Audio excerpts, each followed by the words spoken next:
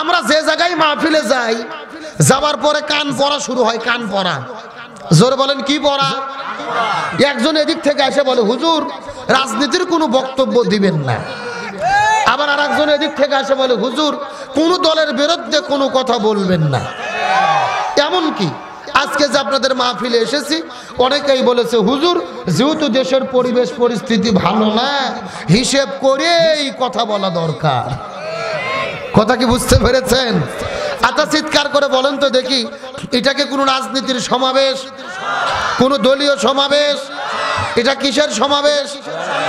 আরো জোরে বলেন। কোরআনের মাহফিলে সব দলের লোক আছে না নাই? আওয়ামী লীগের লোক কথা কয় না। কে এলাকাত কি সব রাজাকার আওয়ামী লীগ নাই?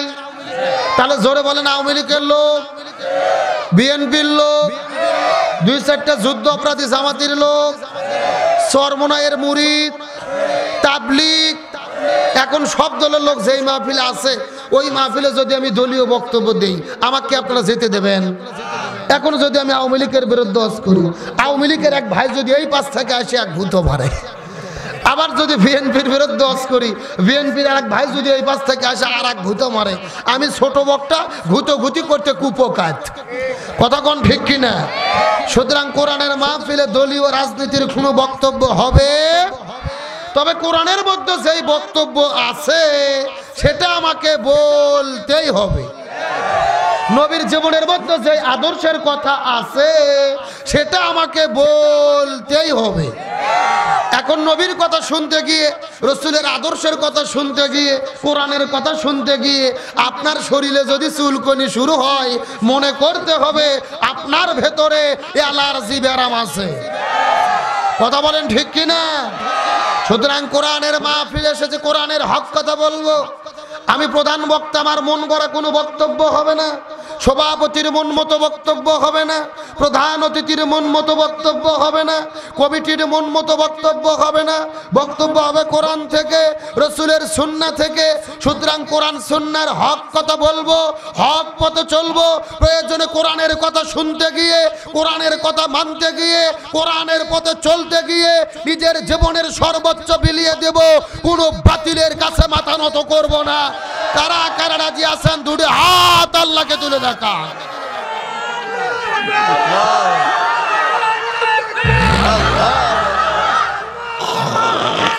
বিশ্বনবী মুস্তাফা, বিশ্বনবী মুস্তাফা,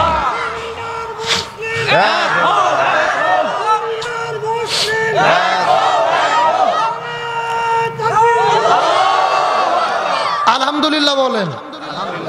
কোনো মতো টানিয়ে টুনিয়ে পাস, কোনো মতো টানিয়ে টুনে, মানে ওই চাচা না থাকলে আপনারা ফেলি করতেন। আচ্ছা তাকবীর দিতে কি আপনাদের ভয় লাগে নাকি? কোরআনের মাহফিলে কি তাকবীর দেওয়া নিষেধ আছে? কোরআনের মাহফিলে তাকবীর হবে না, তে হরে কৃষ্ণ হরে স্লোগান হবে। মাহফিল যতক্ষণ চলবে তাকবীর ততক্ষণ চলবে। আর একটু জোরে বলেন।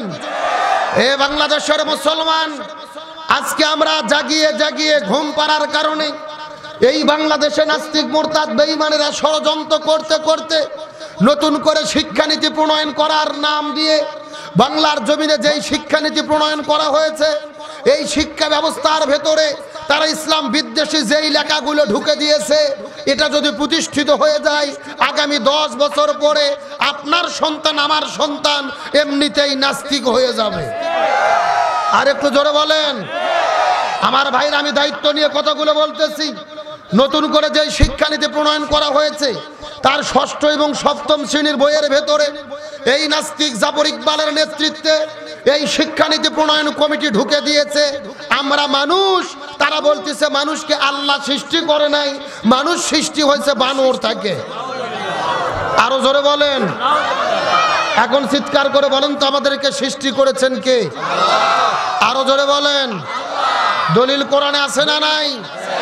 আল্লাহর কোরআন সূরা নিসার 1 নম্বর আয়াতের মধ্যে বলেন, ইয়া আইয়ুহান নাস তাকু রাব্বাকুম আল্লাযী খলাকাকুম মিন নাফসিন ওয়াহিদা ওয়া খলাকা মিনহা যাওজাহা ওয়া বাসসা মিনহুমা রিজালান কাসীরা ওয়া নিসা।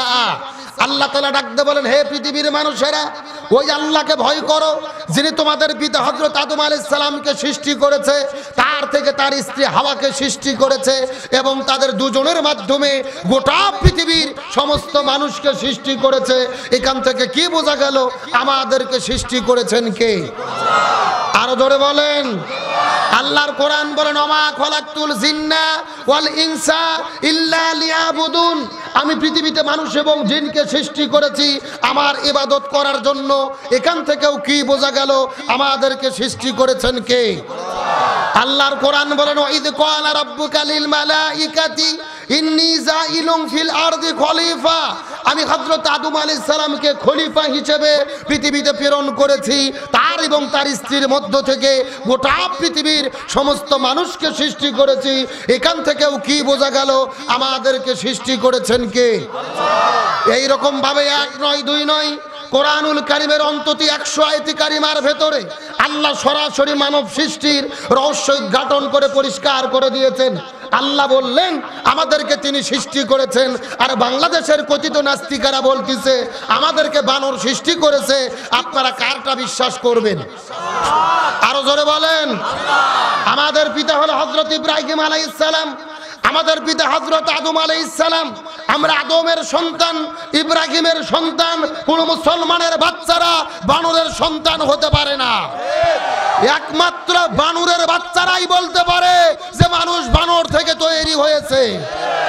আমরা বলতে চাই, এ নাস্তিক জাফর ইকবাল, আমরা বানরের বাচ্চা নই, তুই বানরের বাচ্চা। তোর বাবা বানরের বাচ্চা, তোর দাদা বানরের বাচ্চা, তোর 14 গোষ্ঠী বানরের বাচ্চা। কোন মুসলমানের সন্তান বানরের বাচ্চা হতে পারে না। শুধুমাত্র কি তাই? তারা ষষ্ঠ সপ্তম শ্রেণীর বইয়ের মধ্যে ঢুকে দিয়েছে যে হযরতে আদম আলাইহিস সালাম থেকে শুরু করে হযরতে আবু বকর সিদ্দিক রাদিয়াল্লাহু তাআলা থেকে শুরু করে যত মুসলমান শাসক পৃথিবীতে এসেছে তারা সবাই ছিল উগ্রবাদী। নাউজুবিল্লাহ বলবেন না? এবং তারা বলে দিয়েছেন যে পর্দা করার দরকার নেই, পর্দা করলেও চলে, না করলেও চলে। যেরকম নাউজুবিল্লাহ। 90% মুসলমানের দেশ। আমাদের দেশের বইয়ের মধ্যে থাকার কথা ছিল মসজিদের ছবি, বইয়ের মধ্যে থাকার কথা ছিল মাদ্রাসার ছবি, বইয়ের মধ্যে থাকার কথা ছিল রসুলের সবুজ গম্বুজের ছবি। কিন্তু তারা মসজিদ মাদ্রাসা সবুজ গম্বুজের ছবি না দিয়ে বইয়ের মধ্যে ঢুকে দিয়েছে মন্দির গির্জে আর ফেসার ছবি। নাউজুবিল্লাহ বলবেন না? এখান থেকেই বোঝা যায় কাজ যা হয়েছে ভারতের দাদা বাবুদের ইশারাতেই হয়েছে। আরো জোরে বলেন। আর আমার দেশের কোটি কোটি টাকা খেয়ে ভারতের দেওয়া তন্ত্র মন্ত্র অনুযায়ী এই জমিনের মধ্যে কোনো শিক্ষানীতি বাস্তবায়িত হতে দেওয়া হবে না। আমরা যখন শুনি আমার দেশের প্রধানমন্ত্রী তাহাজ্জুদের নামাজ পড়ে, আমাদের ভালো লাগে কি লাগে না? আমরা যখন শুনি প্রধানমন্ত্রী কোরআন তেলাওয়াত করে, আমাদের ভালো লাগে কি লাগে না? ওই দেশের প্রধানমন্ত্রীর কাছে আজকে ঠাকুরগাঁও থেকে হাজারো জনতানে উদত্ত আহ্বান করতে চাই, নাস্তিক মোরতাদ বেঈমানেরা যারা আমার দেশের কোটি কোটি টাকা খেয়ে, আমার দেশের ট্যাক্সের টাকা খেয়ে, সরকারের কোটি কোটি টাকা খেয়ে ষড়যন্ত্র করে ওই ডারউইনের হিন্দুত্ববাদী মতবাদ, ওই বানরের মতবাদ, ইসলাম বিদ্বেষী মতবাদ শিক্ষার মধ্যে ঢুকে দিয়েছে, অনতি বিলম্বে তা কেটে ছেটে বাদ দিয়ে আলেমদের পরামর্শক্রমে কোরআন সুন্নাহর আলোকে শিক্ষানীতি বাস্তবায়ন করতে হবে। এই মতের পক্ষে কারা কারা রাজি আছেন? দুটি হাত আল্লাহকে তুলে দেখান।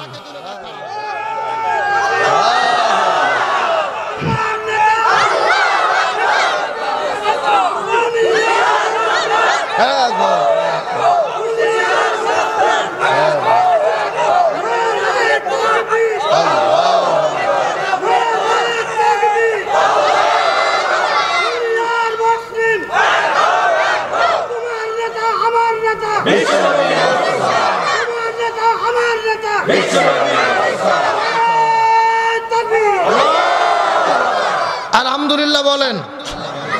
আপনারা কি কষ্ট পাইলেন? মন খারাপ করলেন? রাজনীতি করলাম, কোন দলের পক্ষে বললাম, কোন দলের বিপক্ষে বললাম, এটা হলো ঈমানের দাবি। তার কারণ বাংলাদেশ সরকারও চায় না যে নাস্তিকদের শিক্ষা বাংলাদেশে বাস্তবায়ন হোক। শিক্ষামন্ত্রী দীপুমণি বলেছে আমরা 2টা কমিটি করেছি। এক কমিটির দায়িত্ব হলো ভুলগুলোকে খুঁজে বের করা, আর এক কমিটির দায়িত্ব হলো আলেমদের পরামর্শে সংশোধন করা। আল্লাহ আকবার কোন। এখান থেকে বোঝা গেল আমরা যে প্রতিবাদ করেছি এটা হলো প্রতিবাদের ফলাফল। আরো জোরে কন না কা। এটা কোনো দলীয় দাবি নয়, এটা হলো ঈমানের দাবি। আল্লাহ তাআলা সবাইকে সঠিক বুঝদান করুক, বলেন আমিন। আপনারা কি কষ্ট পাইলেন, মন খারাপ করলেন? এখন যদি অনুমতি দেন আমি সরাসরি কোরআন থেকে ভূমিকা ছাড়া আলোচনা শুরু করতে চাই। আপনারা কি রাজি আছেন ভাই? সবাই আমার সঙ্গে পড়েন আউযু বিল্লাহি মিনাশ বিসমিল্লাহির রহমানির রহিম। কোরআন তেলাওয়াত হলে ডাকবো কাকে? রসুল বলেছেন যারা জীবিত অবস্থায় আল্লাহর নামে তাকবীর বেশি দেবে ওদের হাড়ের সমস্ত ব্যারাম আল্লাহ তাআলা ভালো করে দেবে। চিৎকার করে বলেন তো দেখি আল্লাহু আকবার। ইয়া আইয়ুহার রাসূলু বাল্লিগ মা উযিলা ইলাইকা মির রাব্বিক ওয়া ইন লাম তাফআল ফামা বাল্লাগতা রিসালাতাহু ওয়াল্লাহু ইয়াসিমুকা মিনান নাস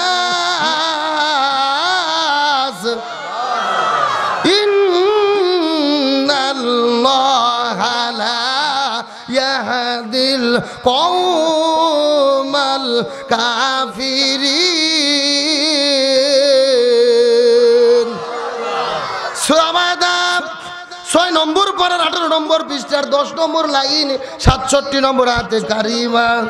তাফসীর ইবনে কাসির, তাফসীরে কাবির, তাফসীরে কুরতুবী, তাফসীরে মুনির, তাফসীরে মারিফুল কোরআন, তাফসীরে খাজিন, তাফসীরে তাবারি, তাফসীরে বিজিলালিল কোরআন, তাফসীরে তাফহিমুল কোরআন এই আয়াতের উপর ভিত্তি করে 1 নয় 2 নয় অন্তত 10টা তাফসীর গ্রন্থ আমি দেখেছি। আল্লাহ রাব্বুল আলামিন এই আয়াতের ভেতরে এত পরিমাণ কথা বলেছেন। এই আয়াতের উপর ভিত্তি করে বর্তমান প্রেক্ষাপটকে মিল করে যদি আলোচনা শুরু করা হয়, আলোচনা চলতে চলতে দিনের পরে দিন চলে যাবে, মাসের পরে মাস চলে যাবে, তারপরও আলোচনা শেষ হবে না। জোরে বলা যাবে কি মারহাবা। এটা কোরআনের মুজিজা। কোরআনের আলোচনা শুরু হবে কিন্তু শেষ হবে। এটা কার বক্তব্য? আরো জোরে বলেন। আল্লাহ রাব্বুল আলামিন বলেন ওয়ালাউ আন্না মা ফিল আরদি মিন শাজারাতিন আকলামুন ওয়াল বাহরু ইয়ামুদ্দুহু মিন বাদিহি সাবআতু আবহুরিম মা নাফিদাত কালিমাতুল্লাহ ইন্নাল্লাহা আজিজুন হাকিম।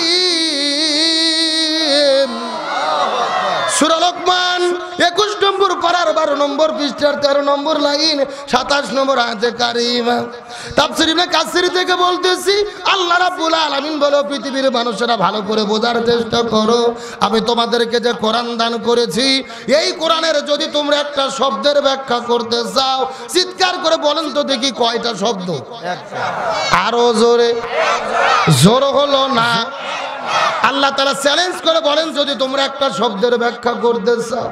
আর একটা শব্দের ব্যাখ্যা করার জন্য আমি আল্লাহ তাআলা গোটা পৃথিবীতে যত বৃক্ষ সৃষ্টি করেছি মিন শাজারাতিন আকলামুন সমস্ত বৃক্ষগুলিকে কেটে কেটে যদি তোমরা কলম বানাও ওয়াল বাহরু ইয়ামুদ্দুহু আর সমুদ্রের পানিগুলোকে যদি তোমরা কালি বানিয়ে নাও, তামাম পৃথিবীর বৃক্ষ কলম আর 7 সমুদ্রের পানিকে একত্রিত করে যদি তোমরা লেখা শুরু করো, আল্লাহ রাব্বুল আলামিন বলেন লিখতে লিখতে তামাম পৃথিবীর বৃক্ষ কলম ফুরে যাবে, 7 সমুদ্রের পানি কালিও ফুরে যাবে।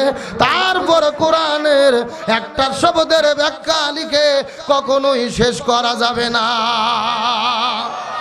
আচ্ছা মানুষ বলো দেখি রাত্রি কেন কালো, সূর্য বলো কোথা থেকে পাইলো এত আলো, ফুলগুলো নানান রঙের কেমন করে হয়, পাতাগুলো সবুজ বটে ফুলের মতো নয়, দুধ কেন এত সাদা, মরিচ কেন জাল, আমগুলো পাগলে বলো কেমনি হয় তা লাল, আরে পশু পাখি কয় না কথা মানুষ কেন কয়, বলো মানুষ বলো দেখি কিভাবে তাও হয়, ভাবি সবই মহান প্রভুর দান, নত শিরে সেজদা করো ও হে মুসলমান, আরে ডিমগুলো একই রকম পার্থক্য নেই মোটে, তবে সাদা কালো বাচ্চাগুলো কেমন করে ফোটে, আমরা সবাই বাস করি এই পৃথিবীর অঙ্গে, হাতের লেখা মুখের চেহারা মেলে না কারু সঙ্গে, আর মেলে না গলার আওয়াজ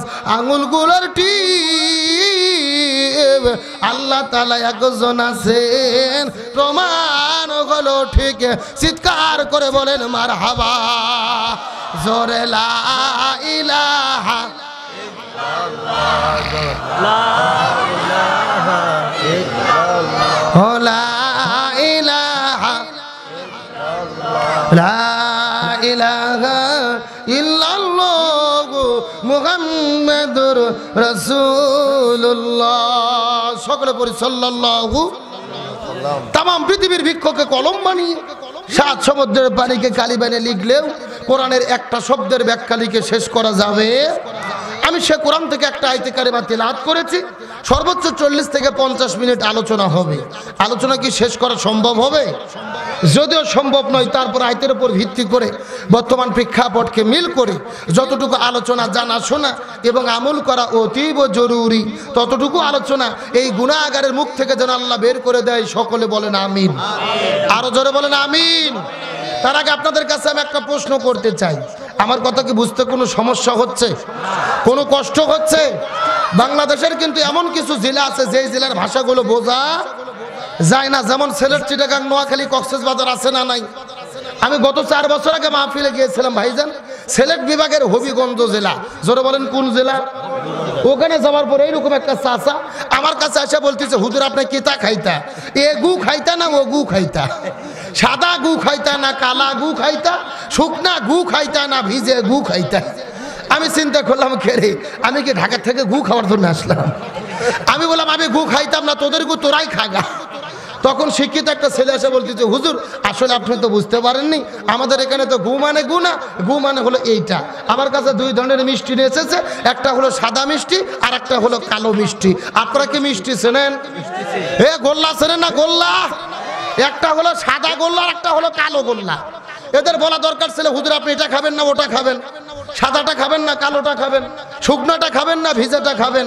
তা না বলে আমাকে বলতেছে, হুজুর আপনি এ গু খাইতা না ও গু খাইতা, সাদা গু খাইতা না কালা গু খাইতা, শুকনা গু খাইতা না ভিজে গু খাইতা। বোঝার কি কোনো বুদ্ধি আছে ভাই? তো আমি যে কথা বলতেছি আপনাদের বুঝতে কোনো সমস্যা হচ্ছে, কোনো কষ্ট হচ্ছে? আলোচনা কি চলবে? শেষ পর্যন্ত থাকবেন তো ইনশাল্লাহ? দেখি থাকবেন না কারা কারা, একটু হাত উঠান। এই হলো হুজুগে বাঙালি, যাই বলে আয় রে তারই সাথে যাই রে, বোঝা শোনা নাই রে, এরকম হলে হবে না। সত্য সত্য শেষ পর্যন্ত থেকে আখেরি মোনাজাত করে কারা কারা যেতে চান তারা তারা 2টি হাত তুলে দেখান। এই চাচা হাত উঠান, হাত উঠান দেখি। লিল্লাহি তাকবীর। এ সাউন্ড হয়নি, হাত টান টান করে উঠান, উঠান দেখি। হ্যাঁ একটু গলা কাকার দান তো দেখি। লিল্লাহি তাকবীর। আল কোরআনের আলো, আল হাদিসের আলো, দুনিয়ার মুসলিম ইসলামের শত্রুরা, কোরআন আছে যেখানে, হাদিস আছে যেখানে, আলেম ওলামা যেখানে, সুদ ঘুষ যেখানে, দুর্নীতি যেখানে, স্টার জলসা যেখানে, ওয়াজ মাহফিল যেখানে, লিল্লাহি তাকবীর। আলহামদুলিল্লাহ বলেন। যাক এতক্ষণে বোঝা গেল যে হরিহরপুরে মাহফিল একটা হচ্ছে, কতক্ষণ ঠিক কিনা? আপনারা সবাই কিন্তু হাত তুলে কথা করলেন, শেষ পর্যন্ত থাকবেন। এখন না থেকে যদি উঠে চলে যান, কথা ভঙ্গ করা কিসের লক্ষণ? আরো জোরে বলেন। আপনারা কি মুনাফিক হতে চান? মুনাফিক হতে চান কি চান না, এটা মুনাজাতের আগে বোঝা যাবে। ওটা কে দাঁড়ালো মাঝখানে? এই ভাই, সমস্যা কি ওনার? বসে গেছে, আলহামদুলিল্লাহ বলেন। শোনেন, আপনারা মুনাফিক হতে চান কি চান না, এটা মুনাজাতের আগে বোঝা যাবে। আপনারা লক্ষ্য করে দেখেন যে মুনাজাতের আগে কে উঠে চলে যায়, যে আপনার কাছ থেকে উঠে চলে যাবে মনে করবেন ওই হলো মুনাফিকের গোষ্ঠী। কতক্ষণ কথা ঠিক কিনা? আলোচনা কি চলবে? আমি কি কোরআন থেকে তাফসীর শুরু করব? তাহলে আমি জানতে চাই যে যারা দাঁড়িয়ে আছে এরা কারা? এরা কি ভলেন্টিয়ার ভাই নাকি? এই যে বুকে ব্যাস লাগাইছে, এই ছেলেবেলাই তোমরা বহু কষ্ট করছো, এখন বসো তো দেখি। সবাইকে বসতে হবে। আরে এত তেল মারা লাগবে কি? আপনি চলে যান। কয়েকদিন আগে আর্জেন্টিনা খেলা হয়েছে না, কথা বলে না কেন? মেসির পাওয়াত কেবল বল গেছে, গোল কিন্তু হয়নি। পায়ে বল যাওয়ার সাথে সাথে আর্জেন্টিনা ভক্তরা বলতেছে গোল। কথা কর না গে? ওখানে গোল বলার জন্য তেল মারা লাগে না, এখানে মাহফিলে বসার জন্য এত আদ্রানো লাগবে কেন? এ কথা কর না কে? দেখবেন বিশ্বকাপের খেলা হবে, বিশাল বড় প্রজেক্টর লাগাছে। কি টর? ওরা সামনে যায় জামাতের সহিত সামনে কাতারে বসে, তো ওখানে সামনে বসার জন্য বলা লাগে না। আর মুকিমউদ্দিন খোরশেদ ভাই আশাই এদেরকে তেল মারতেছে, এরা গরমই হচ্ছে না। এ কথা বলেন ঠিক কিনা? যারা খেলার দেখার জন্য আগে বসে অথচ মাহফিলে বসতে চায় না, মনে করবেন এরা মাহফিলের চাইতে খেলাকে মহব্বত করে বেশি। আরো জোরে কোন কথা ঠিক কিনা? এর জন্য যুবকদেরকে শেষবারের মতো বলতেছি, যেখানে দাঁড়িয়ে আছো এসে তোমরা বসে পড়ো। আল্লাহ তাআলা কবুল করুক, বলেন আমিন। আমি কি সরাসরি কোরআন থেকে তাফসীর শুরু করব? আমরা আজকে যে সূরা থেকে আলোচনা শুনবো, এই সূরাটির নাম হলো সূরা মায়দা। কি নাম বললাম? সূরা মায়দার 67 নম্বর আয়াতে কারিমা। সবাই একটু লক্ষ্য করুন। আল্লাহ রাব্বুল আলামিন সর্বপ্রথম বলতেছেন, ইয়া আইয়ুহার রাসূল, হে রাসূল, বাল্লিক, আপনি তাবলীগ করেন। জোরে বলেন সুবহানাল্লাহ। আল্লাহ কি করতে বলছে? বাল্লিক শব্দটি হলো আমরের সিগা। আমর শব্দের অর্থ হলো আদেশ করা। আল্লাহ সর্বপ্রথম নবীকে আদেশ করে বলতেছেন, বাল্লিক, আপনি তাবলীগ করেন। তাহলে চিৎকার করে বলেন, তাবলীগ করতে হবে হুকুম কার? আরো জোরে। এখন বলেন, আল্লাহ যেটা হুকুম করে ওটা নফল হয় না সুন্নাত হয়? নফল না সুন্নাত? ফরজ। তাহলে চিৎকার করে বলেন, তাবলীগ করাকে ফরজ করেছেন কে? আরো জোরে।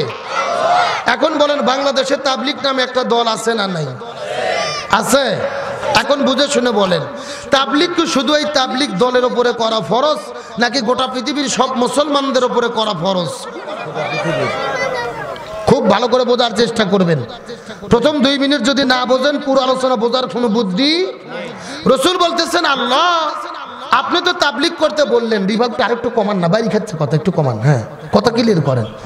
রাসূল বলতেছেন, আল্লাহ আপনি তো তাবলীগ করতে বললেন, আমি কি দিয়ে তাবলীগ করব? আল্লাহ তাআলা চমৎকার করে বলতেছেন, মা উনজিলা ইলাইকা মির রাব্বিক, আপনার রব আপনার উপরে যে কোরআন নাজিল করেছে আপনি এই কোরআন দিয়ে তাবলীগ করেন। সুবহানাল্লাহ বলেন। তাহলে চিৎকার করে বলেন, তাবলীগটা করতে হবে কি দিয়ে? আরো জোরে বলেন, কি দিয়ে? তার মানে বোঝা গেল কোরআন বাদ দিয়ে অন্য কোনো কিতাব দিয়ে তাবলীগ করলে তাবলীগের হক শতভাগ আদায় হবে। এরপরে আল্লাহ কত চমৎকার কথা বলেছেন, আমার দিকে লক্ষ্য করুন। আল্লাহ তাআলা বলতেছেন, ইল্লাম তাফআল ফামা বাল্লাগতা রিসালাতাহু। হে রাসূল, আপনি ভালো করে জেনে রাখেন, আপনি নবী যদি কোরআন দিয়ে তাবলীগ না করেন, আপনি নবী রিসালাতের দায়িত্বই পালন করলেন না। কতটা মারাত্মক কথা চিন্তা করে দেখেছেন?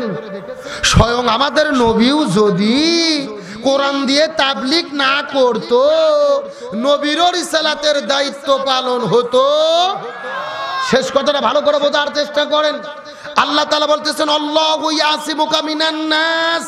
হে রাসূল, আপনি ভালো করে জেনে রাখেন, আপনি নবী যদি কোরআন দিয়ে তাবলীগ করতে যান, কোরআনের দাওয়াত দিতে রাজপথে ঝাঁপিয়ে পড়েন, আপনাকে বিপদে পড়তে হবে। আবু জেহেল, উতবা, সাইবা, ওলীদ বিন মুগীরা আপনার বিরুদ্ধে ষড়যন্ত্র করবে। হে রাসূল, আপনি ভালোভাবে জেনে রাখেন, আপনি নবী কোরআনের তাবলীগ করতে গিয়ে যদি বিপদে পড়েন, আমি আল্লাহ আপনাকে সাহায্য করব। জোরে বলেন আল্লাহু আকবার। চিৎকার করে বলেন তো দেখি, তাবলীগ করতে হবে হুকুম কার? আরো জোরে বলেন। তাবলীগটা করতে হবে কি দিয়ে? আর তাবলীগ করতে গিয়ে বিপদের মধ্যে পড়লে কে সাহায্য করবে? এ ঠাকুরগাঁর মুসলমান বোঝার চেষ্টা করবেন।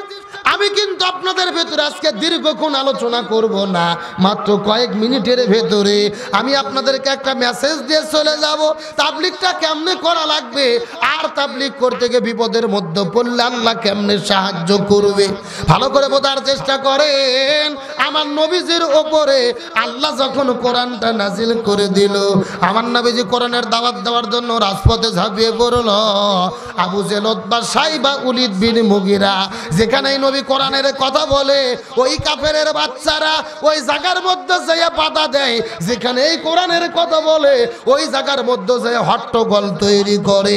আল্লাহর কোরআন তারা দলিল পেশ করেছে, ওয়াকালাল্লাযীনা কাফারু লা তাসমাউ লিহাযাল কোরআন। আবু জেহেলের আইন জারি করে দিল, মুহাম্মদ যেখানেই কোরআনের কথা বলবে, ওই জায়গার মধ্যে আমরা যাইয়া বাধা দেব। এখন আমি আপনাদেরকে জিজ্ঞাসা করি, বলেন তো ও ঠাকুরগাঁয়ের মুসলমান, আজকেও বাংলাদেশের ভেতরে কোরআনের কথা বলতে গেলে বাধা আছে না নাই? আরো জোরে বলেন। আমার কথা সোজা। সেই সময় আবু জেহেল কোরআনের মাহফিলে বাধা দিয়েছিল। আজকেও বাংলাদেশের ভেতরে যারা কোরআনের মাহফিলে বাধা দেয়, এরাই হলো আবু জেহেলের ভাইরা ভাই। আরো জোরে বলেন। এই রকম লোক আমাদের দেশের মধ্যে আছে না নাই? যাত্রার প্যান্ডেলের মধ্যে কোনো বাধা নেই, মদের আড্ডা চলে কোনো বাধা নাই, সিনেমার হল চলে কোনো বাধা নাই, নারীদের দেহ ব্যবসা চলে কোনো বাধা নাই। আপনাদের ঠাকুরগাঁও রোডের পাশে 1 মাস ধরে বাণিজ্য মেলা চলে, কুটির শিল্প মেলা চলে, কোনো বাধা নাই। অথচ কোরআনের মাহফিল করতে গেলে কিছু মানুষ এসে বাধা দেয়। আরো জোরে বলেন। আমার কথা সোজা। যেই মানুষটা যাত্রায় বাধা দেয় না, মেলার মধ্যে বাধা দেয় না, সিনেমার হলে বাধা দেয় না, কোরআনে বাধা দেয়, এরাই হলো ডিজিটাল আবু জেহেল। আবু জেহেলদেরকে চেনা যায়? আরো জোরে বলেন, চেনা যায়? সেই সময় আবু জেহেল ছিল, আমরা বুঝতে পেরেছি, কিন্তু বর্তমানে বাংলাদেশের ভেতরে এমন আবু জেহেল তৈরি হয়েছে, যারা আসল আবু জেহেল কেউ হার মানাইছে। কথা বলে না। আমার কথা সুন্দর করে বোঝার চেষ্টা করবেন। আমি কিন্তু দলিল ছাড়া কোনো কথা বলবো না, যতগুলো কথা বলবো কোরআন থেকে দলিল দিয়ে বলার চেষ্টা করব। মোবাইল থাকলে রেকর্ড করে নেন, খাতা কলম থাকলে লিখে নেন। সূরাটির নাম হলো সূরা আনফাল। কি নাম বললাম? সূরা আনফালের 30 নম্বর আয়াতের দিকে লক্ষ্য করে দেখেন, আল্লাহর কোরআন কত চমৎকার করে বলতিছে, ওয়া ইয ইয়ামকুরু বিকাল্লাযীনা কাফারু, ওয়া ইয ইয়ামকুরু বিকাল্লাযীনা কাফারু। ইয়া রাসূলুল্লাহ, আবু জেহেল, উতবা, সাইবা, ওলীদ বিন মুগীরা আপনার বিরুদ্ধে ষড়যন্ত্র করতেছে, কিয়ামত পর্যন্ত করবে। ইয়ামকুরুনা শব্দটি হলো মুজারের সিগা, বর্তমান, ভবিষ্যৎ, প্রেজেন্ট, ফিউচার। যারা আরবি গ্রামার ব্যাকরণ পড়েছেন তারা কিন্তু ভালো বুঝতে পারবেন। আল্লাহ ডাকতে বলে, ইয়া রাসূলুল্লাহ, আবু জেহেল আপনার বিরুদ্ধে ষড়যন্ত্র করতেছে, কিয়ামত পর্যন্ত করবে। কার কথা? আরো জোরে বলেন। এখন আমি আপনাদেরকে জিজ্ঞাসা করে বলেন তো দেখি, আবু জেহেল কি কিয়ামত পর্যন্ত বেঁচে থাকবে? তাহলে আল্লাহ মনে হয় ভুল করে লিখেছে। আপনাদের কি মনে হয় আল্লাহ কি ভুল করে? আল্লাহ ভুল করে না, বললো ইমানও থাকবে না, কিন্তু আল্লাহ মাকারা শব্দ দিলে অর্থ হয়ে যেত। কিন্তু আল্লাহ মাকারা না দিয়ে ইয়ামকুরুনা শব্দটি কেন ব্যবহার করলো? এই আয়াতের ব্যাপারে সমস্ত মুফাসসির কিরাম একমত পোষণ করেছেন। কিয়ামত পর্যন্ত আবু জেহেল থাকবে না, কিন্তু আবু জেহেলের নাতি পুতিরা, যোগ্য উত্তরসূরিরা কিয়ামত পর্যন্ত দেশে দেশে থাকবে। কার বক্তব্য? আরো জোরে বলেন। আসেন আমি যদি একটা কথা বানাইয়া বলি, কাশিতে আমার জিহ্বা কাটে নেবেন, আমার কোনো আপত্তি নাই। তবে আমি কোরআন থেকে দলিল যে যদি কথা বলি আপনাদেরকে মেনে নিতে হবে। আরো ধরে বলেন। আমার ভাইরা বাপ দাদার কোনো কিচ্ছা কাহিনী বলার জন্য আপনাদের মধ্যে আসে নাই। কথাগুলো সুন্দর করে বোঝার চেষ্টা করবেন, তাহলে কিয়ামত পর্যন্ত আবু জেহেল থাকবে। এই কথা কে বললেন? আরো জোরে বলেন। রাসূল ডাকতে বলেন, আল্লাহ আপনি তো বললেন কিয়ামত পর্যন্ত আবু জেহেল বেঁচে থাকবে, আমরা আবু জেহেলদেরকে চিনতে পারবো কেমনি? আল্লাহ তাআলা ডাকতে বলে, ইয়া রাসূলুল্লাহ আপনি ভালোভাবে জেনে নেন, কিয়ামত পর্যন্ত আবু জেহেল যারা হবে তারা সব সময় কাজ করবে তিনটা। জোরে বলেন কয়টা? আরো জোরে। জোর হলো না। আবু জেহেল কি কি তিনটা কাজ করবে কোরআন থেকে জানার দরকার আছে না নাই? এ মুসলমান ভাইরা বুঝার চেষ্টা করবেন। আবু জেহেল সব সময় তিনটা কাজ করবে, তার মধ্যে প্রথম নম্বর কাজটা হলো আল্লাহ তাআলা ডাকতে বলে, ইয়া রাসূলুল্লাহ ভালোভাবে জেনে নেন, তার মধ্যে প্রথম নম্বর কাজ হলো এই জমিনের ভেতরে যারাই কোরআনের হক কথা বলবে, যারা কোরআনের সত্য কথা বলবে, যারা নির্যাতিত আলেমদের পক্ষে কথা বলবে, যারা জালেমের জুলুমের বিরুদ্ধে কথা বলবে, এই জমিনের ভেতরে যারাই কোরআনের হক কথা বলবে, প্রথম নম্বর কাজ হলো লিইউসুবি তুকা, তাদেরকে তারা জেলের ভেতরে বন্দী করবে। কার বক্তব্য? আরো জোরে বলেন। এখন আমি আপনাদেরকে জিজ্ঞাসা করি, বলেন তো দেখি, ও ঠাকুর গায়ের মুসলমান, আজকে গোটা পৃথিবীতে মুসলমানরা আলেমেরা জেলে বন্দী আছে না নাই? আরো জোরে বলেন। মনের মধ্যে কষ্ট নিয়ে কথাগুলো বলতেছি। গত 10 বছর ধরে আপনারা লক্ষ্য করে দেখেছেন এই বাংলাদেশের বিভিন্ন জায়গাগুলোতে ঘুরে ঘুরে কোরআন থেকে কত সুন্দর কথা বলেছে আমার প্রিয় ভাই মুফতি আমির হামজা। আরো জোরে বলেন। কোরআন থেকে গবেষণা করে করে বাতিলের বিরুদ্ধে হুঙ্কার দিয়ে কথা বলেছেন শাইখুল হাদিস আল্লামা মামুনুল হক। কোরআন থেকে কত সুন্দর করে করে কথা বলেছে শিশু বক্তা নামে পরিচিত, যার নাম হলো রফিকুল ইসলাম মাদানী। মনের মধ্যে বড় কষ্ট লাগে, ওই আলেমগুলো বর্তমানে জেলের ভেতরে বন্দী, ওই আলেমেরা খাঁচার ভেতরে বন্দী, আলেমেরা খাঁচার মধ্যে বন্দী। আলেমদের কোনো দোষ নাই, আলেমদের কোনো অপরাধ নাই, আলেমেরা জেলের ভেতরে বন্দী। তাদের অপরাধ হলো একটা, তারা জমিনের ভেতরে কোরআনের আসল তাবলীগ করেছে। এ কথা কন না কে? এটাই হলো আসল তাবলীগ। অথচ আমরা 40 বছর ধরে তাবলীগ করতেছি, একটা পচা ডিমকে আমাদের মাথার উপরে মারে না। কথা কোন? আর আমাদের এলাকায় কিছু কিছু তেল তেলা গোয়েন্দার আছে, তেল তেলা। কি বললাম? দেখবেন মাথার বিশাল বড় বড় টুপি, মুখের মধ্যে দাড়ি।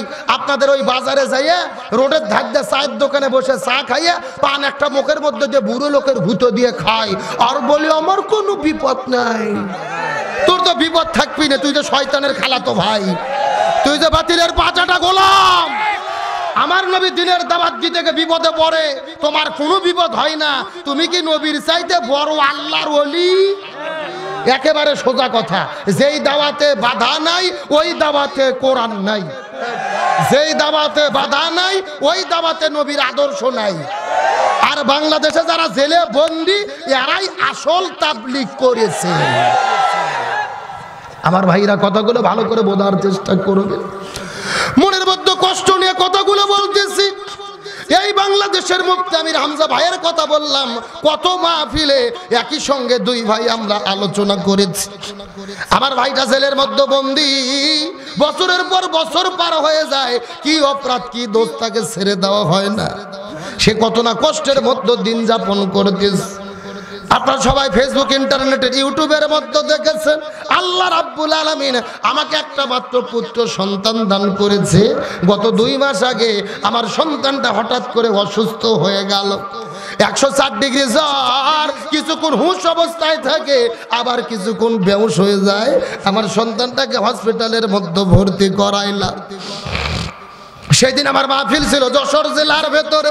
কমিটির লোক ফোনটা ডাকতে বলে, হুজুর আমরা বিশাল বড় আয়োজন করেছি হুজুর, হাজার হাজার মানুষ আসবে, আপনি খবরদার মাহফিলটা মিস করবেন না, আপনি মাহফিলে চলে আসেন, আমরা সবাই মিলে আপনার সন্তানের জন্য দোয়া করতে চাই। এই কথা বলার পর আমার সন্তানটাকে হসপিটালে ভর্তি করার পরে যশোর জেলার উদ্দেশ্যে মাহফিলে রওনা করলাম। যেতে যেতে যেতে যেতে যখন কুষ্টিয়া জেলার মধ্যে ঢুকে পড়েছে, ওই কুষ্টিয়া জেলাটা পার হয়ে যশোরে যেতে হয়। আমার সন্তানটা হসপিটালের ভেতরে, আমার দেহটা মাইক্রোর মধ্যে পড়ে আছে, আমার অন্তরটা ছটফট করতেছে, জানি না আমার সন্তানটা বেঁচে থাকবে নাকি বিদায় নিয়ে চলে যাবে।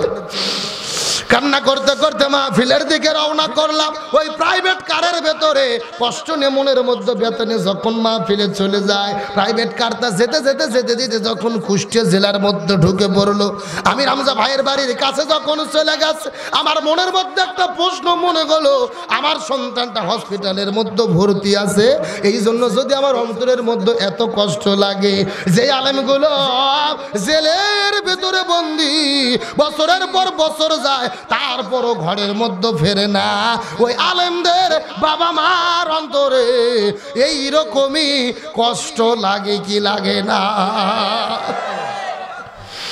আমি রামজাবার 2টা মেয়ে, একটার বয়স হলো 4 বছর, আর একটার বয়স হলো 9 বছর। আজকে সন্তানগুলো বাবা বাবা বলে কান্না করতেছে, বাবা নাই বাবা নাই। আজকে বাবা বেঁচে থাকার পরেও আলেমদের সন্তানগুলো এতিম হয়ে গেছে। আজকে স্বামী বেঁচে থাকার পরও আলেমদের স্ত্রীগুলো বিধবা হয়ে গেছে। ওই আলেমগুলো বর্তমানে জেলের ভেতরে বন্দি। আমি কয়টা কথা বলবো, একটা দৃষ্টান্ত দিয়ে আলোচনাটা সামনের দিকে নিয়ে চলে যেতে চাই। গত 1 সপ্তাহে আপনারা লক্ষ্য করে দেখেছেন, এই বাংলাদেশের একজন বক্তা, যিনি শিশু বক্তা নামে পরিচিত, যার নাম হলো রফিকুল ইসলাম মাদানী। কথা কম না, যার হাতের মধ্যে শেকল লাগাইছে, পায়ের মধ্যে শেকল লাগাইছে, মাথার মধ্যে হেলমেট পরাইছে, হাতের মধ্যে শেকল লাগাইয়া, পায়ের মধ্যে শেকল লাগাইয়া, মাথার মধ্যে হেলমেট পরাইয়া, ওই গরুর মতো টেনে টেনে টেনে টেনে আদালতের মধ্যে নিয়ে যাওয়া হয়। এই ভিডিওটা দেখার পরে গোটা পৃথিবীর মানুষেরা চোখের পানি ফেলে কান্না করেছে। হাতের মধ্যে বেড়ে, পায়ের মধ্যে বেড়ে, পায়ের মাথার মধ্যে হেলমেট, গরুর মতো টেনে টেনে টেনে টেনে ওই আলেমটাকে আদালতের মধ্যে উঠানো হলো। মনের মধ্যে বড় কষ্ট লাগে। অশ্লীল নায়িকা পরিমণি মদের ফ্যাক্টরি সহ ধরা পড়ার পরে জেলের মধ্যে যাওয়ার পরে হাতের মধ্যে মেহেদি লাগাইয়া আবার মেকআপ করে আদালতের মধ্যে উঠানো হয়। ওই যে কুখ্যাত আপনার হাজি সেলিম মদের ফ্যাক্টরি সহ ধরা পড়লো, তাকে আদালতের মধ্যে উঠানো হয়। কত চোর ডাকাত, ধর্ষক নারী, ধর্ষণকারী, মার্ডার কেসের আসামিকে আদালতের মধ্যে উঠানো হয়। কারো হাত পায়ের মধ্যে বেরি লাগানো হয় না, অথচ আলেমদের হাতের ভেতরে, আলেমদের পায়ের মধ্যে যারা শেকল লাগাইছো, এ জালেমের বাচ্চারা, তোমরা ভালোভাবে জেনে রাখো, তোমরা আলেমের হাত পায়ের মধ্যে বেরি লাগাও নাই, তোমরা বেরি লাগাইছো স্বয়ং আমার বিশ্ব নবীজির শরীরে। মনের মধ্যে বড় কষ্ট লাগে। কয়টা কথা বলবো? এই মানুষটার হাত পায়ের মধ্যে বেরি লাগাইছে, মাথার মধ্যে হেলমেট পরেছে, তাও তার মনের মধ্যে কোনো টেনশন নাই। হাসতে হাসতে হাসতে হাসতে আদালতের দিকে ছুটে চলে যায়। আল্লাহু আকবার। সাংবাদিকরা যা জিজ্ঞেস করে বলেছে, হুজুর আপনার হাতের মধ্যে বেরি লাগাইছে, পায়ের মধ্যে বেরি লাগাইছে, তারপরে আপনার কি কোনো টেনশন নাই? আপনি হাসতে হাসতে কেন আদালতের দিকে চলে যান বলেন তো দেখি? এমন রফিকুল ইসলাম মাদানী ডাকতে বলে, এ সাংবাদিক ভাইয়েরা, তোমরা আজকে সাক্ষ্য থেকো, এই জালেমের বাচ্চারা আমার হাত পায়ের মধ্যে বেরি লাগাইছে। আমি যদি অপরাধী না হই, আমার যদি কোনো অপরাধ না থেকে থাকে, এরা যদি অন্যায়ভাবে আমার হাত পায়ের মধ্যে বেরি লাগাইয়া থাকে, মনে রেখো আল্লাহ হাসরের ময়দানে ফেরেশতাদেরকে দিয়ে এদেরও শরীরে জাহান্নামের শেকল পরাবে। আল্লাহর বিচার আছে না নাই? আরো জোরে বলে। আমার ভাই হযরতে বিলালের কথা আমরা শুনেছি, চোখ দিয়ে দেখি নাই। সুমাইয়ার কথা শুনেছি, চোখ দিয়ে দেখি নাই। খোবাইব খাব্বাবের কথা বলেছি, চোখ দিয়ে দেখি নাই। কিন্তু আমরা বাংলাদেশের ভেতরে শিশু বক্তা নামে পরিচিত রফিকুল ইসলাম মাদানিকে দেখেছি। সাংবাদিকেরা তারপরে জিজ্ঞেস করে, বলে হুজুর আপনি হাসতেছেন, হাসার কারণ কি?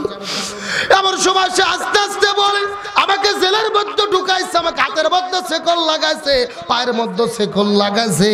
এটা তো টেনশনের কোনো কারণ নয়। জেলের মধ্যে ঢোকা আর রিমান্ডে যাওয়া, এটা তো হলো আমার বিশ্ব নবীজির সুন্নাহ। আল্লাহু আকবার বলে। ওই আলেমগুলো বর্তমানে জেলের মধ্যে বন্দি, কিন্তু মনের মধ্যে বড় কষ্ট লাগে। অশ্লীল নায়িকা পরিমণিকে জামিন দেওয়া হয়, ক্যাসিনোর সম্রাটদেরকে জামিন দেওয়া হয়। আমার ভাইরা ওই হাজী সেলিমে জামিন পায়, চোরে জামিন পায়, ডাকাতে জামিন পায়, অথচ আলেমদেরকে জামিন দেওয়া হয় না। আমার কথা সোজা। এ বিচারকেরা তোমরা ভালোভাবে জেনে রাখো, যাদের কাছে নায়িকার দাম আছে, যাদের কাছে গায়িকার দাম আছে, যাদের কাছে চোরের দাম আছে, ডাকাতের দাম আছে, আলেমদের দাম থাকে না। তোমাদেরকে একদিন আল্লাহর কাছে জবাব দেওয়া লাগবে। এই জন্য বলতেছিলাম, আবু জেল্লা সব সময় কয়টা কাজ করবে? আরো জোরে বলেন। এই তিনটা কাজের মধ্যে প্রথম নম্বর কাজ হলো লিইউসবি তুকা, তারা হক্কানি আলেমদেরকে জেলের মধ্যে বন্দি করবে। কথা করে ভালো করে বোঝার চেষ্টা করবেন। দুই নম্বর কাজ হলো আলেমদেরকে জেলের মধ্যে বন্দি করার পরে যদি তাদেরকে দিনের পথ থেকে ফিরানো না যায়, ইসলামের পথ থেকে ফিরানো না যায়, ইসলামী আন্দোলনের পথ থেকে এই মানুষগুলোদেরকে ফিরানো না যায়, দুই নম্বর কাজ হলো লিয়াকতুলুকা, তাদেরকেই তারা হত্যা করে বিদায় করে দেবে। এই বাংলাদেশে লক্ষ্য করে দেখেন, কোরআনের কথা বলার কারণে, হকের পক্ষে থাকার কারণে, ইসলামী আন্দোলন করার কারণে কত মানুষের গলার ভেতরে ফাঁসির দড়ি ঝুলাইয়া বিদায় করে দেওয়া হয়। এই জন্য এক নম্বর জেলের মধ্যে বন্দি করবি, দুই নম্বর পৃথিবী থেকে বিদায় করে দেবে, আর তিন নম্বর কাজ হলো এই জমিনের মধ্যে যে আলেমদের জনপ্রিয়তা বেড়ে যাবে, যাদের মাহফিলে লক্ষ লক্ষ মানুষের সমাবেশ ঘটবে, যাদের মাহফিলে হাজার হাজার মানুষের সমাবেশ ঘটবে, এই আলেমগুলোদেরকে তারা দেশের মধ্যে থাকতে দেবে না। লিয়ে করি জুকা, তাদেরকে তারা দেশ থেকে বের করে দেবে। এই বাংলাদেশে আপনারা লক্ষ্য করে দেখেছেন, গত 10 বছরের ব্যবধানে কোটি কোটি মানুষের ভেতরে যিনি জনপ্রিয়তা অর্জন করেছিল, আমার প্রিয় ভাই মিজানুর রহমান আল আজহারি। আরো জোরে বলেন। ওই আজহারি ভাই জনপ্রিয়তা অর্জন করার কারণে এই দেশের ভেতরে তার থাকার মতো জায়গা হলো না, দেশ থেকে তাকে মালয়েশিয়া যাইতে বাধ্য করা হলো। এই জন্য সবসময় তারা তিনটা কাজ করবে। এক নম্বর লিউসবিতুকা, জেলাবন্দি করবে, দুই নম্বর ইয়াকতুলুকা, হত্যা করবে, তিন নম্বর ইকরিজুকা, দেশ থেকে বের করে দেবে। এই তিনটা কাজ আজকেও যারা করতেছে, এরাই হলো আবু জেহেলের যোগ্য উত্তরসূরি। আবু জেহেলদের চেনা যায়? এ কথা বলে চেনা যায়? থাক, চিনলেই হবে, নাম বলার দরকার নেই। আমরা খামাখা নাম বলে মার খাবো কেন? কোরআনে যা আছে বলবো, কার সাথে মিলে গেল দেখার টাইম আমাদের নাই। আরো ধরে বলেন। কিন্তু বাংলাদেশে প্রমাণ হয়ে গেছে, এই বাংলাদেশের যুবকেরা আর যাত্রার প্যান্ডেলে যায় না, তারা কোরআনের মাহফিলে ছুটে যায়। বাংলাদেশের যুবকেরা আর সিনেমার হলে যায় না, তারা তাফসীর মাহফিলে ছুটে যায়। এখান থেকে বোঝা যায় আগামীর বাংলাদেশ হবে মুসলমানদের বাংলাদেশ, আগামীর বাংলাদেশ হবে কোরআনের বাংলাদেশ, আগামীর বাংলাদেশ হবে আলেম ওলামাদের বাংলাদেশ। আমরা মনে প্রাণে বিশ্বাস করি ওই মিজানুর রহমান আজহারি বীরের বেশে আসবে ফিরে বাংলাদেশে। ওই মিজানুর রহমান আজহারি ভাই দেশে ফিরবে, কোরআনের পাখি মুফতি আমির হামজা মুক্ত হবে, কোরআনের পাখিগুলো ওই বন্দি খাঁচা থেকে মুক্ত হবে, তাদের হাতে হাত রেখে এই জমিনের ভেতরে কোরআনের রাষ্ট্র কায়েম হয়ে যাবে। ওই দিনের জন্য কারা কারা প্রস্তুত আছেন? দুটো হাত আল্লাহকে তুলে দেখা। আল্লাহু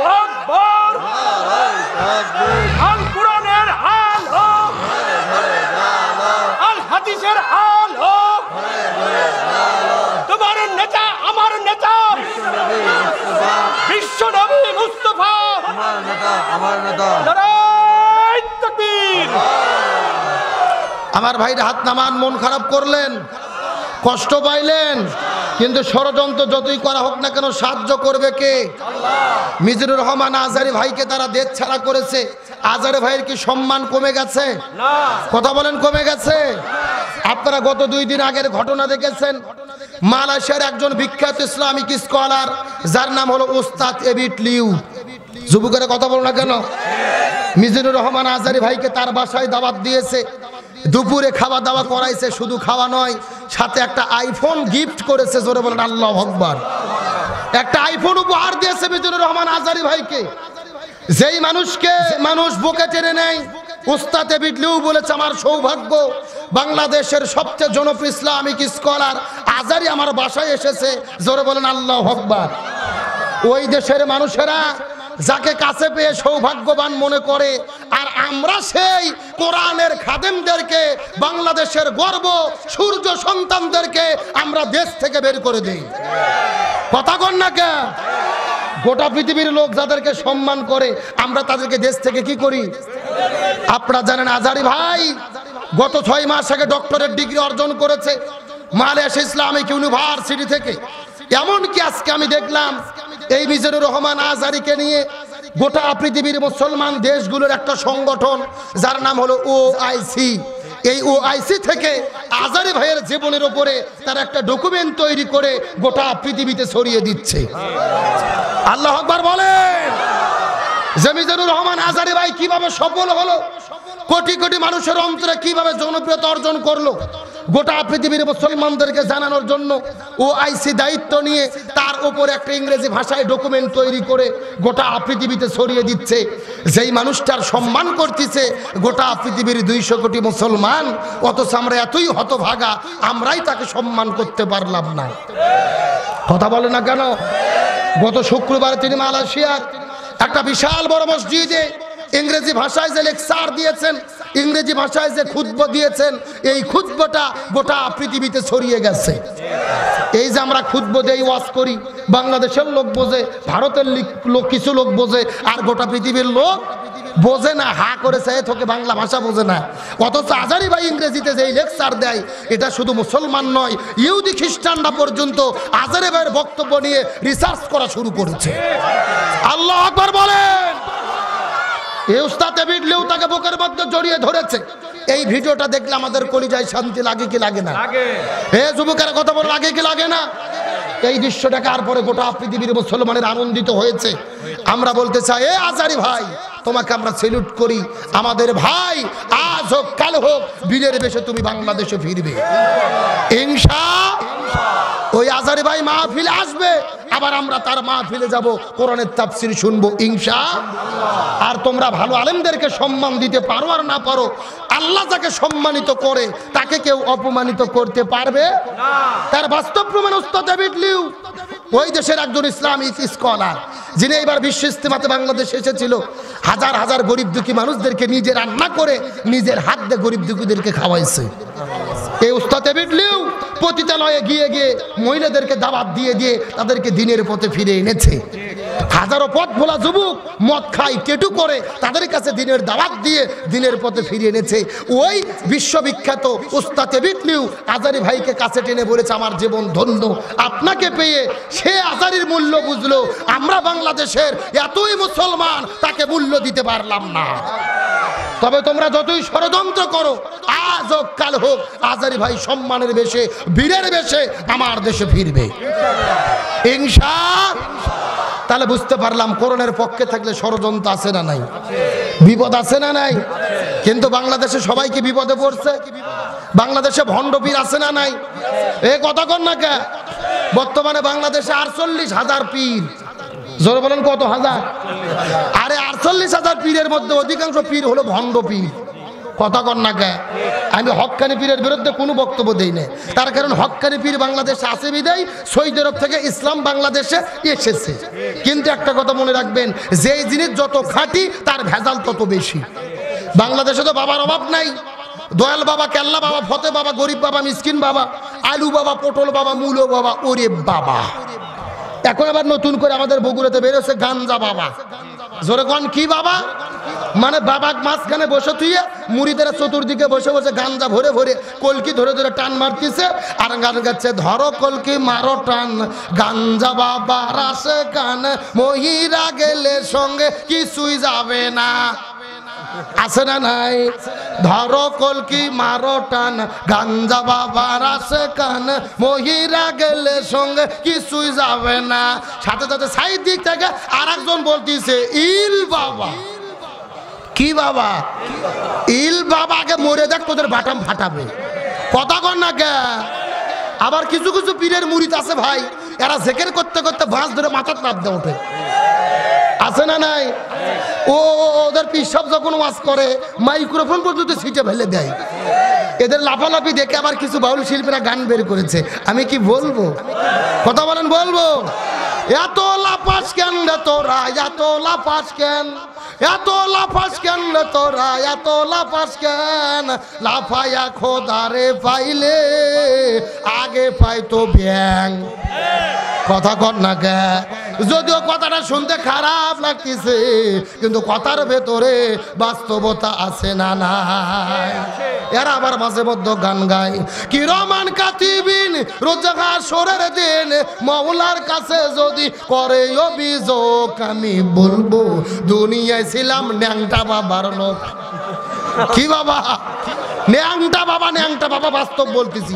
গত 4 বছর আগে আমি মাহফিলে গেছি আপনার চাঁদপুর জেলার মতলব থানা। ওখানে যাওয়ার পরে কিছু লোক আসে বলতেছে, হুজুর আমাদের এখানে ন্যাংটা বাবা আছে, হুজুর দেখতে যাবেন? আমি বললাম দেখা তো যায় না, জোর করে নিয়ে গেছে। যে দেখি বাবার অবস্থা একেবারে পাও থেকে শুরু করে মাথা পর্যন্ত সফান সফা।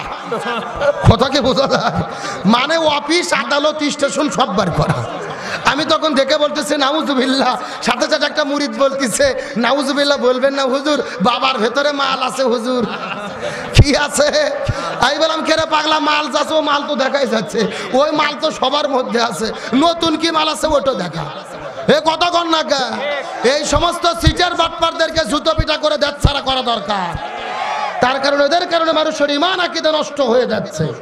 কিন্তু মনের মধ্যে বড় কষ্ট ভাই, এই রকম ভণ্ডামি যারা করতেছে তাদের কোনো বিপদ বাংলাদেশে নাই। কিন্তু যারাই কোরআনের হক কথা বলেছে, কোরআনের সত্য কথা বলেছে, তারাই খাসার মধ্যে বন্দী হয়েছে। আলোচনা কি চলবে? কথা বলেন, চলবে? তাহলে চিৎকার করে বলেন তো দেখি, কোরআনের পক্ষে থাকলে কে সাহায্য করবে? আরো জোরে বলেন। আল্লাহ রাব্বুল আলামিন বলেন, ওয়া মাইয়াত তাকিল্লাহ ইয়াজআল লাহু মিন আমরিহি ইউসরা। আরো জোরে বলেন তো দেখি, আল্লাহু আকবার। আচ্ছা, আপনাদের কি কষ্ট হচ্ছে নাকি? শেষ করব। কোরআনের হক কথা কি চলবে? কথা বলেন, চলবে? আমরা কোনো বাতিলের কাছে মাথা নত করব? তবে বাংলাদেশে যে পরিবেশ চলতেছে ভাই, কোরআনের হক কথা বললে সমস্যা আছে না নাই? আমার 1 বছর আগে মাহফিল ছিল আপনাদের ঠাকুরগাঁও জেলা রানী শঙ্কল থানা। জোরে বলেন কি থানা? মাহফিলের আগের দিনে কমিটির লোক ফোন দিয়ে বলতেছে, হুজুর আপনার আগামীকালকে আসার দরকার নাই, মাহফিল বন্ধ হয়ে গেছে। আমি বললাম কেন? বলতেছে আমাদের এলাকার কিছু লোক থানাতে যাইয়া বলে এসেছে যে আব্দুল সালাম যুক্তিবাদী, হুজুরের ওয়াজ কোনোভাবেই হতে দেওয়া যাবে না। কেন হতে দেওয়া যাবে না? বলতেছে আব্দুল সালাম যুক্তিবাদী হুজুর হলো শিবিরের কেন্দ্রীয় লিডার। শিবিরের কেন্দ্র কি? শিবিরের কেন্দ্রীয় নেতা। কত বড় বাটপার চিন্তা করে দেখছেন? কে রে ভাই, শিবিরের কেন্দ্রীয় নেতা হওয়া কি অতই সোজা? যেই সংগঠনের সদস্য হতে গেলে অন্তত 3টে স্টেপ পার করতে হয়। কয়টা? আগে সমর্থক, তারপরে কর্মী, তারপরে সাথী, তারপরে সদস্য। আর কেন্দ্রীয় নেতা হওয়া ওটা তো বহু দূরের কথা। এ কথা কন না কে? শিবিরের সদস্য হওয়া তো সৌভাগ্যের ব্যাপার, সবাই হতে পারে না। আর আমাকে বানাতেছে কেন্দ্রীয় নেতা। কত বড় বাটপার চিন্তা করে দেখেছেন? আমার ভাইরা, বর্তমানে বাংলাদেশে যেই কথিত সোনার ছেলেরা ধর্ষণ করতে করতে সেঞ্চুরি করে ফেলে, যারা টেন্ডারবাজি করতে করতে স্কুল কলেজ ভার্সিটিগুলোকে ত্রাসের রাজত্ব কায়েম করেছে, এদেরকে প্রতিহত করার জন্য এই সোনার ছেলেদেরই দরকার। তার কারণে এদের মধ্যে কোনো অন্যায় অপকর্ম নেই। তুমি সংগঠন করবে, তোমাকে হিসাব দিতে হবে তুমি 5 ওয়াক্ত নামাজ পড়েছো কিনা লেখো, তুমি ইসলামী সাহিত্য পড়েছো কিনা লেখো, তুমি কোরআন হাদিস পড়েছো কিনা রিপোর্টে লেখো, তোমার দৈনিক সাংগঠনিক কাজ হয়েছে কিনা লেখো, তোমার জীবনে আত্মসমালোচনা হয়েছে কিনা লেখো। এত কাজ যারা করে অন্তত তারা কখনোই সমাজের মধ্যে দুর্নীতি আর লুটপাট করতে পারে না। কথা বলে না কেন? যেটা সত্য কথা সেটা বলতে হবে। আরো ধরে বলেন। শিবিরের কেন্দ্রীয় নেতা তো দূরের কথা, সদস্য হওয়া কি অতই সোজা? কামিল পাস করতে গেলে, দাওরাই হাদিস পাস করতে গেলে যত পড়তে হয় তার চাইতে বেশি পড়া লাগে সদস্য হতে গেলে। 1977 সালের 6 ফেব্রুয়ারি 6 জন ভাইয়ের হাতে হাত রেখে শপথ নিয়েছিলেন আল্লাহ প্রদত্ত রাসূল সাল্লাল্লাহু আলাইহি ওয়াসাল্লাম প্রদর্শিত বিধান অনুযায়ী মানুষের সার্বিক জীবনের পূর্ণবিন্যাস সাধন করে আল্লাহর সন্তুষ্টি অর্জনের জন্য এই জমিনের ভেতরে আল্লাহর দিন প্রতিষ্ঠার জন্য, কালেমার পতাকা উড্ডীন করার জন্য যারা জমিনে কাজ করে এরা কখনোই এই জমিনের ভেতরে অন্যায় অপকর্ম করতে পারে না। বরং জমিনের মধ্যে যদি ইসলাম কায়েম করতে হয়, এই জমিনে শান্তি প্রতিষ্ঠা করতে হয়, তাদেরই দরকার। কথা বলেন ঠিক কিনা? মন খারাপ করলেন? আমরা দোয়া করি আল্লাহ তাআলা এই শহীদি কাফেলাকে কবুল করুক, বলেন আমিন। এই কাফেলার সমস্ত শাহাদাত বরণ যারা করেছে তাদেরকে জান্নাতের মেহমান হিসেবে কবুল করুক, বলেন আমিন। এই কাফেলার মাধ্যমে আল্লাহ দ্বীন প্রতিষ্ঠার কাজ করে নিক, বলেন আমিন। কষ্ট হয়, মন খারাপ করেন, ইমানের দাবিতে হক কথা চলছে চলছে। তাহলে একটু কোরআন তেলাওয়াত করলে চিৎকার করে আল্লাহু আকবার বলা লাগবে, পারবেন? রাজি আছেন তো ইনশাআল্লাহ?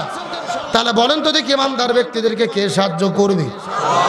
আরো জোরে বলেন। আল্লাহ রাব্বুল আলামিন বলেন, ওয়া মাইয়াত তাকিল্লাহা ইয়াজআল লাহু মিন আমরিহি ইউসরা।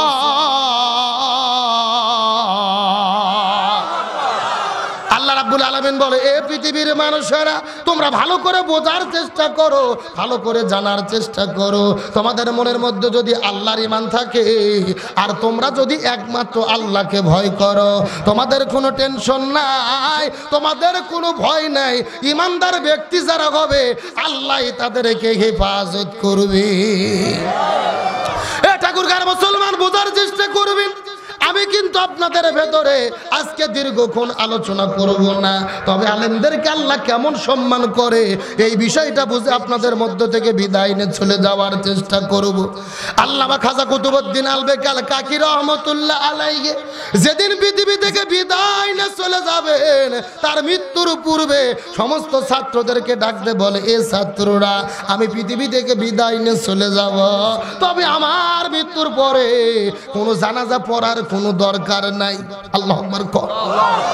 সমস্ত ছাত্র ডাকতে বলে, হুজুর আপনি তো বলেন ভারত উপমহাদেশের ভেতরে একজন বিখ্যাত আল্লাহওয়ালা, অথচ আপনি বিদায় নিয়ে চলে যাবেন, আমরা কেন জানাজার নামাজ পড়তে পারবো না? খাজা ডাকতে বলেন, তোমরা ভালোভাবে জেনে নাও, আমার মৃত্যুর পরে আমার জানাজার নামাজটা যদি পড়তে যাও, আমার জানাজার নামাজটা যেন তেন কোনো মানুষ পড়তে পারবে না। আমার জানাজার নামাজ যিনি পড়াবে তার মধ্যে কমপক্ষে 4টে গুণ থাকা লাগবে। কয়টা গুণ থাকা লাগবে? আরো জোরে বলেন। এ ঠাকুরগার মুসলমান বোঝার চেষ্টা করবেন। খাজা কুতুবউদ্দিন আলবেক ডাকতে বলেন, আমার জানাজা পড়তে গেলে কমপক্ষে 4টে গুণ থাকা লাগবে। ছাত্রগুলো কান্না করতে করতে বলে, হুজুর আপনি একটু বলেন তো দেখি, আপনার জানাজা নামাজ পড়াতে গেলে তার ভেতরে কোন 4টে গুণ থাকা লাগবে বলেন তো দেখি।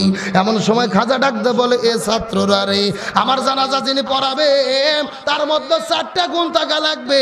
তার মধ্যে প্রথম নম্বর গুণ হলো, আমার জানাজা যিনি পড়াবে তার মধ্যে প্রথম নম্বর গুণ হলো, যেই ব্যক্তিটা 40 বছর ধরে জামাতের সহিত নামাজ আদায় করেছে। কয় বছর বল? 40 বছর। আরো জোরে বলে। আমার জানাজার নামাজ যিনি পড়াবে ওই লোকটা 40 বছর ধরে শুধুমাত্র জামাতের সহিত নামাজ আদায় করে নাই, তাকবীরে উলার সঙ্গে 40 বছর ধরে যেই লোকটা তাহাজ্জুদের নামাজ আদায়, যেই লোকটা জামাতের সহিত নামাজ আদায় করেছে, ওই লোকটার মধ্যে 2 নম্বর গুণ থাকা লাগবে। যেই লোকটা আমার জানাজার ভেতরে ইমামতিত্ব করবেন তার মধ্যে 2 নম্বর যেই গুণটা থাকা লাগবে, 2 নাম্বার গুণ হলো যেই লোকটা 40 বছর ধরে জীবনে কোনোদিন তাহাজ্জুদের নামাজটাও পড়তে মিস করে না। 1 নম্বর 40 বছর জামাতে নামাজ আদায় করেছে, 2 নম্বর 40 বছর ধরে তাহাজ্জুদের নামাজটা আদায় করেছে, 3 নম্বর ওই লোকের মধ্যে যেই গুণটা থাকা লাগবে, বয়স হওয়ার পরে যেই লোকটা জীবনে কোনোদিন মুহরিম নারী ব্যতীত অন্য কোনো নারীর দিকে ভুল করেও তাকায় নাই, ওই লোকের মধ্যে 4 নম্বর গুণ থাকা লাগবে। আপনাদেরকে জিজ্ঞাসা করি বলেন তো আসরের ফরজ নামাজ কত রাকাত? আরো জোরে বলেন।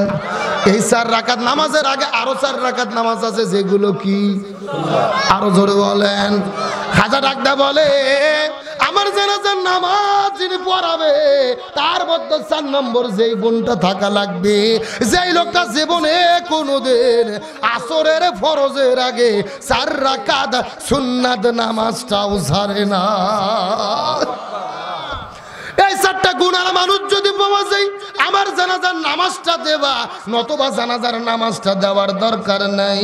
বিনা জানাজায় আমার লাশটা তোমরা কবরের ভেতরে ঢুকে দেবে। আমার ভাইরা কতগুলো আবেগ নিয়ে আমলের নিয়ত বোঝার চেষ্টা করবে। কয়টা শর্ত দিয়েছে? 4টা। আরো ধরে বলে। এই কথা বলার কিছুদিন পরে খাজা কুতুবউদ্দিন আলবেকাল কাকি রহমতুল্লাহ আলাইহি হঠাৎ করে একদিন পৃথিবী থেকে বিদায় নিয়ে চলে গেলেন। তার মৃত্যুর পরে গোটা পৃথিবীর জমি থেকে লক্ষ লক্ষ মানুষেরা জানাজার নামাজ পড়ার জন্য তার কাছে এসেছে। লক্ষ লক্ষ মানুষেরা চোখের পানি ফেলে ফেলে তার জন্য দোয়া করতেছে। আল্লাহু আকবার বলেন। তার কারণ হলো আলেম ওলামা বিদায় নিলে মানুষেরা দোয়া করে কি করে না? আরো জোরে বলেন। হাজার হাজার লক্ষ লক্ষ মানুষেরা চোখের পানি ফেলে দোয়া করতেছে, কিন্তু মনের মধ্যে বড় কষ্ট লাগে এই বাংলাদেশের ভেতরে কত আলেম পৃথিবী থেকে বিদায় নিয়ে চলে গেল। গত 3 বছরের মধ্যে আপনারা লক্ষ্য করে দেখেছেন আল্লামা আহমদ শাহ শফি হুজুর বিদায় নিয়ে চলে গেল, আল্লামা জুনায়েদ বাবুনগরী হুজুর বিদায় নিয়ে চলে গেল, আল্লামা নূর হোসেন কাসেমি বিদায় নিয়ে চলে গেল, মাওলানা জুবাইর আহমদ আনসারী হুজুর বিদায় নিয়ে চলে গেল, সিরাজগঞ্জের কৃতি সন্তান রিজাউল করিম কাউসারি বিদায় নিয়ে চলে গেল। এমন আলেম বিদায় নিয়ে চলে যায় মানুষেরা চোখের পানি ফেলে কান্না করে দোয়া করে, অথচ আমার দেশের ভেতরে এমন নেতা বিদায় নিয়ে চলে যায় যাদের মৃত্যুর উপরে মানুষ ইন্না লিল্লাহ বলা তো দূরের কথা, এমন লোক মরে যায় মানুষ খুশিতে বলে আলহামদুলিল্লাহ। আরো জোরে বলেন। এটা তো তোমার জীবনটা ব্যর্থ হয়ে গেল। একটা মানুষ যদি বিপদে পড়ে আরেকজন মুসলমান ইন্না লিল্লাহ বলবে, কিন্তু আমাদের সমাজের ভেতরে এমন নেতাকে দেখা যায় মঞ্চ ভাঙে পড়ে যায় মানুষ বলে আলহামদুলিল্লাহ। এ কথা কল না কে? তোমার জীবনটা কি এতই ব্যর্থ হয়ে গেল? তুমি বিপদের মধ্যে পড়লা, মানুষ বলতেছে আলহামদুলিল্লাহ। এই জন্য একটা কবি বলে গেছে, তুমি যেদিন এসেছিলে ভবে কেঁদেছিলে তুমি, এসেছিল ভুবন, এমন জীবন তুমি করিবে গঠন, মরণে হাসিবে তুমি কাঁদিবে ভুবন। এমন জীবন আপনি গঠন করেছেন, আপনি বিপদে পড়ার কারণে মানুষ ইন্না লিল্লাহ বলে না, মানুষ বলে আলহামদুলিল্লাহ। এখান থেকে বোঝা যায় আপনার জীবনটা পুরোটাই ব্যর্থ হয়ে গেছে।